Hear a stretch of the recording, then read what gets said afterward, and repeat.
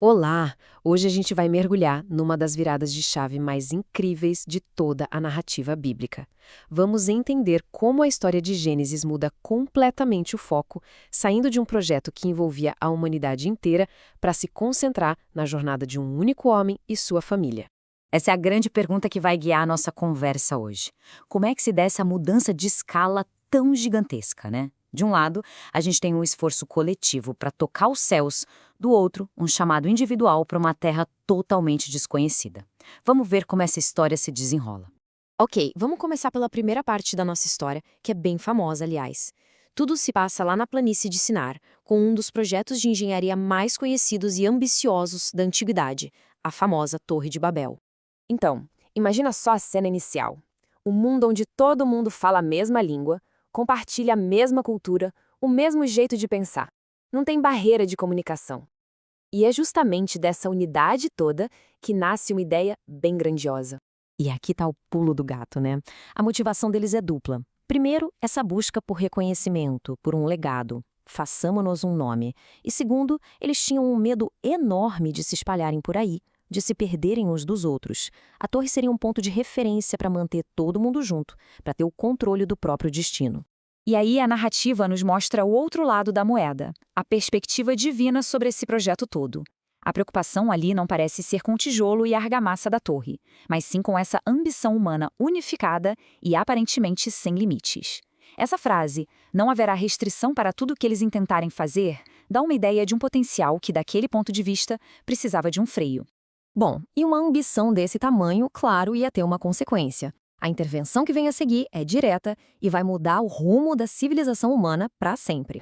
Pois é, o irônico é que aquilo que eles mais temiam, que era se espalhar, foi exatamente o que acabou acontecendo. A comunicação quebra, o grande projeto para no meio do caminho e os povos começam a se dispersar pelo mundo. E a cidade, que ganhou o nome de Babel, virou um símbolo dessa confusão toda. E é nesse ponto que a história dá um giro de 180 graus. Depois de espalhar a humanidade, o foco da narrativa se fecha. É como se uma câmera, que antes filmava o mundo todo, começasse a dar um zoom, focando em uma única linhagem familiar. E o texto faz questão de nos mostrar esse fio da meada, sabe? Ele vai listando 10 gerações, uma por uma, traçando uma linha reta que começa com Sem, filho de Noé, e vai até chegar num cara chamado Abrão.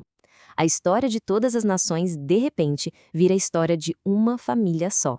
E aqui a gente conhece o núcleo familiar.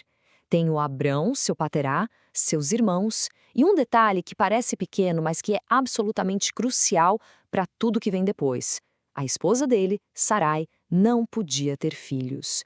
Isso já coloca uma camada de suspense, de aparente impossibilidade na história. Pronto, o cenário está montado, os personagens apresentados. E agora começa um capítulo totalmente novo. A iniciativa não parte mais da humanidade construindo algo para cima, mas sim de um chamado divino que vira tudo de ponta cabeça. Olha, esse momento aqui é um verdadeiro divisor de águas, não só em Gênesis, mas para muita gente em toda a Bíblia. A história deixa de ser sobre o fracasso coletivo da humanidade e passa a ser sobre a promessa que foi feita a um único indivíduo. Percebe que contraste incrível com o Babel? Lembra que lá o povo disse, vamos fazer um nome para nós? Agora a promessa é, eu vou engrandecer o teu nome. A coisa muda de figura completamente. Abrão é chamado para largar tudo em troca de uma promessa com 3 partes. Uma terra, uma nação gigante e a capacidade de abençoar o mundo. 75. Pensa bem, 75 anos. Não estamos falando de um jovem aventureiro saindo pelo mundo. É um homem com a vida já estabelecida em uma idade avançada, sendo chamado para abandonar toda a sua segurança por causa de uma promessa. Só que essa jornada da fé, claro, não ia ser um passeio no parque. Assim que Abrão obedece e finalmente chega na Terra Prometida, ele já dá de cara com o primeiro grande desafio. É uma ironia tremenda, né? Ele chega num lugar que Deus prometeu e não tem como se sustentar. Uma fome severa obriga ele e a família a buscar refúgio no Egito, que era a grande potência da região, um lugar intimidador. A promessa é testada logo de cara. E aí fica aquela pergunta no ar, né? O homem que teve fé para sair de casa, para largar tudo para trás, como é que ele vai se comportar agora? Sob pressão, com medo de morrer. Será que a fé aguenta? Pois é, a resposta dele é bem humana. Com medo de ser morto por causa da beleza da Sarai, ele bola um plano que é, no mínimo, uma meia-verdade bem enganosa. Ele pede para ela mentir, dizer que é só irmã dele. Basicamente, ele coloca a segurança dele acima da segurança dela e da própria promessa. E o resultado vem rápido. Para ele, o plano parece dar certo no começo. Ele é bem tratado, ganha rebanhos, riquezas. Só que a Sarai é levada para o harém do faraó. A situação só se resolve porque há uma intervenção divina, com pragas atingindo a casa do faraó. E essa cena é fortíssima. Quem dá a bronca no Abrão, quem o confronta, não é uma figura divina, é o próprio faraó.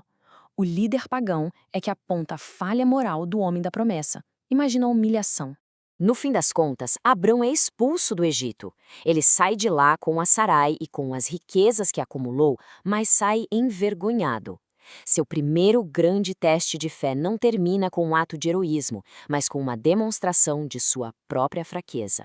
E com isso, a gente fecha o ciclo. De um lado, Babel, o orgulho coletivo tentando chegar ao céu por conta própria, o que resultou em confusão. Do outro, Abrão, um indivíduo cheio de falhas, chamado a simplesmente confiar numa promessa para começar algo novo. Fica a reflexão, né? Talvez essa mudança do coletivo para o individual não seja só uma mudança de escala, mas uma pista sobre como os recomeços realmente podem acontecer.